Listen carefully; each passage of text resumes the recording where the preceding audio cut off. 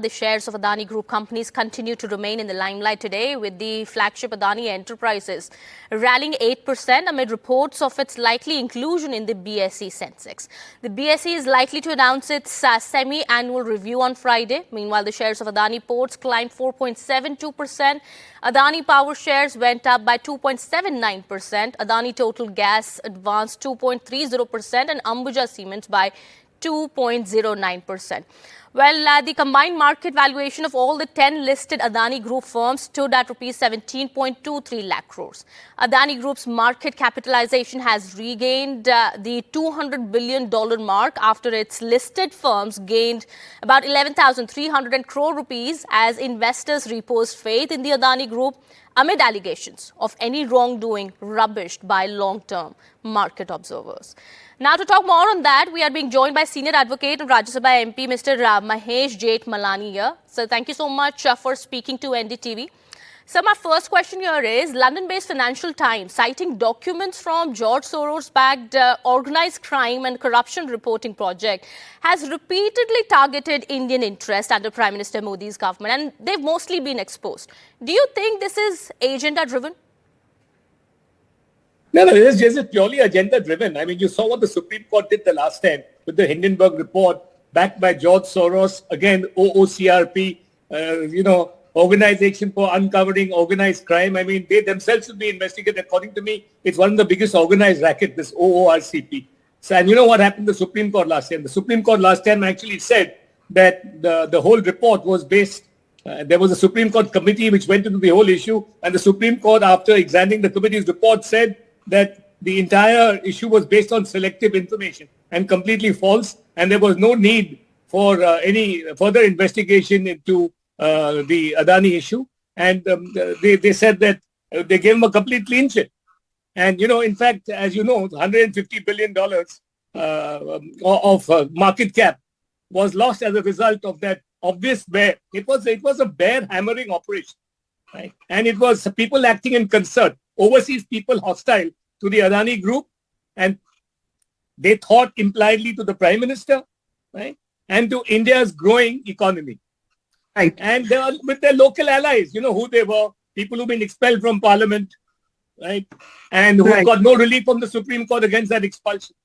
The Hindenburg report and a business rival, Mr. Darshan Hirandandani. Most of their information and questions became the foundation of that hit job. Now, I suppose the present one you are talking about is that poor quality coal, right, which was imported for Indonesia. First of all, the much speaking but ill-informed Mr. Rahul Gandhi should realize that this transaction of import from Indonesia took place in January 2014. What this country should do, right, is arrest the Minister for Coal at that time under Dr. Manmohan Singh's government and find out how this happened. By the way, it happened in January 2014. Throughout the period, UPA was in power, and it happened to an export to a port in Tamil Nadu.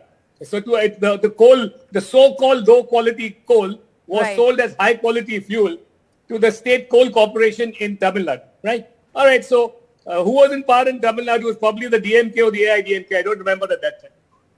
Right, sir. All right, sir. But when markets continue to repose faith in Adani stocks, and at a time when there is talk of its inclusion in the Sensex on Friday, what do you think is the reason behind such reports?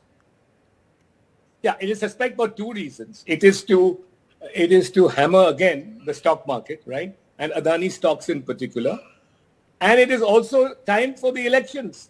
I mean, it's obvious, right? It's a very pathetic attempt to bring out a 2014 transaction. What were you doing? What was ORCP and all these organizations doing for such a long time? I mean, this is stale as anything. It's just a completely motivated attempt to try and bear hammer and try and make some quick money and to try and get some electoral gain for their Indian allies like the Congress. It is misconceived. As I said, there's a 2014 transaction when Prime Minister Modi was not in power. If there's any wrongdoing, get the Minister for Coal and arrest him. Okay. All right, sir. Sir, my final question here to you. In the last few years, we have seen the Adani Group getting respite from courts despite such reports coming out which are believed to be agenda-driven. Now, opposition too picks on it. Is there a sense of undermining the judiciary here, and what are the legal safeguards? Well, this particular instance, no. I mean, look, this is a completely absurd case. the undermining of the wasting of judicial time with that entire hit job by Hindenburg, of course, is to be condemned. It is a waste of judicial time.